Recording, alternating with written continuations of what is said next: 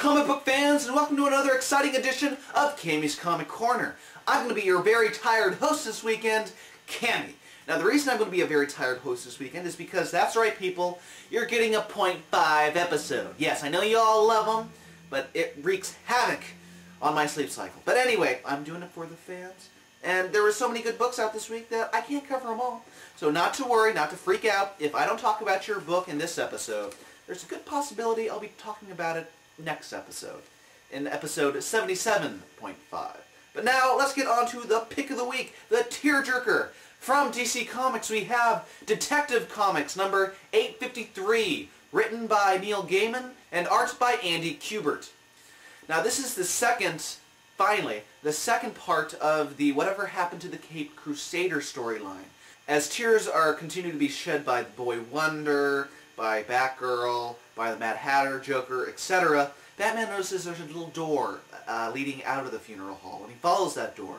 And he thinks he's having a near-death experience because he feels calm, serene, his life is flashing before his eyes, this life that he doesn't really remember, but still something's flashing before his eyes. And we finally meet that ghost-like figure who's been with him this entire time, and it's his mother.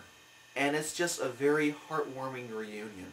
As she explains that, yeah, I understand that you're an atheist and you don't believe in heaven or hell, but guess what? Your reward is that you keep being the Batman. So every time he's reborn, he's going to be the Batman that any of you love. If you like the Golden Age Batman, he's that Batman. If he's Silver Age, he's that Batman. If he's Frank Miller's Batman, and you love him that much, he's that Batman. Whatever Batman he comes back as, it's going to be the Batman still. And so because of that, it's finally time for this Batman to go. So he has to remember the book from his childhood, which is the Good Night book, but really it's Goodnight Moon. And if anyone's ever read Goodnight Moon, that was one of my favorite books as a kid. So it kind of hit home. It was kind of jerking at my heartstrings. So sure enough, you see Batman saying goodbye mansion, goodnight Batcave, goodnight Boy Wonder, goodnight Commissioner Gordon, goodnight Joker, etc. And you finally see the bat signal fade away into darkness and reemerge as two hands. And once again, Bruce Wayne is born again. It was a fantastic story. I really, really enjoyed this two-issue. Andy Kubert's art on this was just amazing. Like, this is some of his best work, because he could really capture all the other reincarnations of Batman and still have his own classic look on and feel of the character. And guess what? We've been thinking way too much about Final Crisis or Batman R.I.P. and how Batman went out, when in reality, this book can take place at any time in the comic book's history. Any time that Bruce Wayne is dead and gone, we can go back to this story and it'll fit right in. It doesn't have to follow R.I.P. It doesn't have to follow Secret Invasion, Final Crisis, or Blackest Night. Bruce Wayne, the moment you want Bruce Wayne to be dead and gone, read this series. It was fantastic, and hands down the pick of the week. Now on to the Fast Five. First up from Marvel, we have The Amazing Spider-Man number 592, written by Mr. Mark Waid. And I think it's, with all these Spider-Man books, sure, I'll read them, but the ones that really, really make me have a good time are the ones written by Mark Waid. So he is my beacon of hope. So in this issue, Parker's back from a couple of months in this alternate universe above Earth, their reality. Anyway, comes back. J. Jonah Jameson's the mayor, and he has kind of a problem with that. So he's like, okay, I'll try to talk to the guy, give him a truce. But before he gets there, J. Jonah Jameson Sr. is talking to Junior about how he shouldn't be going after Spider-Man. He's the mayor now. He needs to grow up. Spider-Man's loved by the people. And Spider-Man hears all this, and he's kind of, oh, thank you. And J. Jonah Jameson Jr. sends the SWAT team on him, will pay out of his own personal salary to make sure this bug is squished and squashed. And I've been just having so much fun with this Mark Waid run. Next up, from Image, we have Invincible number 61. Now, in the past issue, doppelganger Invincibles killed millions on Earth until they were finally stopped. Invincible feels like this is all his fault. Adam Eve is in the hospital, for crying out loud. He has to go and help with the rebuilding effort, just taking all the debris away. and then it's just the worst timing for everything. All these bad things are starting to happen at the worst time, but this one at the final couple of pages is really what makes him go, could you come back later? It's not a good time.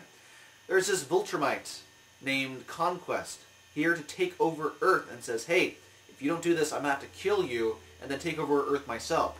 So Invincible, he needs to punch something because he kind of feels angry. And so next issue we're going to be getting Conquest versus Invincible. And this Conquest guy looks like one pretty badass dude. Next up from Avatar, we have No Hero number 5. Now the character of Revere is still having a bad reaction to the FX7 drug. He still looks like shit, but he does have superpowers. So Carrick decides that he needs to get out into the public, show that he's a superhero, and everyone will love him, get a fan base growing. But meanwhile, going throughout the city, this plane is going down, so he has to go rescue the city by taking this plane and averting it towards the ocean. Turns out, we found out later that even though he gave his all, Carrick sent 2 other heroes to pretty much sabotage the plane, so it looked like he's the hero in the spotlight. So again, this is just not how heroes act. This isn't what he was expecting at all. This wasn't what he signed up for. But we still have a great art by Juan Jose Ripe and a killer story by Warren Ellis. So I've been really enjoying this series from Avatar. Next up from Marvel, we have Ghost Rider number 34. Now, Danny Ketch is the last Ghost Rider on Earth, but he's still a Ghost Rider and is still doing whatever Heaven wants him to do. In this issue, he goes up against the Highwayman. It's an old trucker who sold his soul to the devil in order to get from stop to stop without having to stop for rest.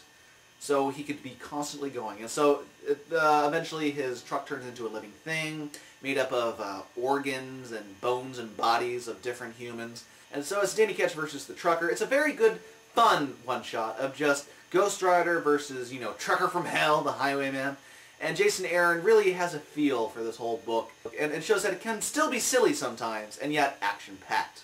And finally, from Vertigo and Jason Aaron this week, we have Scalped number 28. Now, the best thing about this issue is a big question is finally answered, a couple of them, at the end of this issue. Officer Falls Down is back from his investigation on Gina Badhorse, and he has a new body he has to cover now. And helping cover that is Agent Nitz's new guy, Agent Newsom. And so they have a little squabble about, who's the rookie here, and, have you ever investigated a crime scene before? Before he finally, Officer Falls Down gets the information he's looking for, the pictures that he's looking for, of the FBI slaughter back in '77, where it's still unsolved. But we find out at the end of this issue that Lawrence Belcourt wants Red Crow to know, Lawrence Belcourt's in prison, he was the one who took all the heat for those 2 murders, wants Red Crow to know that he knows who killed Gina. And the killer is someone who's been around, and we haven't even thought about it. It's Catcher, the guy who's going around all over the reservation on his horse.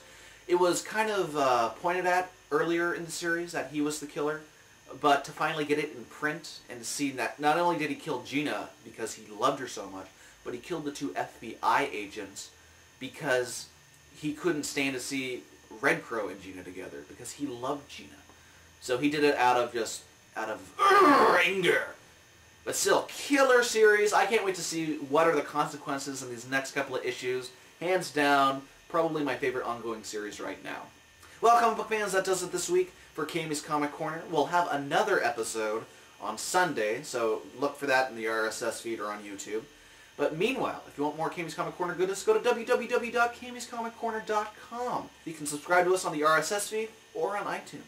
And remember, if you want more kick-ass t-shirts that you see me wearing, head on over to www.deadlinegraphics.net and send Kelly an email. The deal going on for April, and it's almost over with, next week it's going to be over with, is buy any 3 t-shirts, get the 4th t-shirt free. The deal like that, how can you pass it up?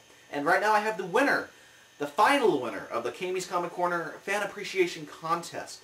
The winner for a Blackest Night shirt, which you see me wearing, all the colors, is Mr. Craig Polizzi. So Craig, congratulations. You got a new t-shirt coming your way.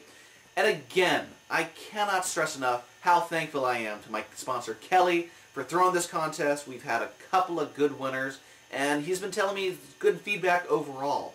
So, there's only one name that I trust when it comes to comic book t-shirts, and that is Kelly over at www.deadlinegraphics.net.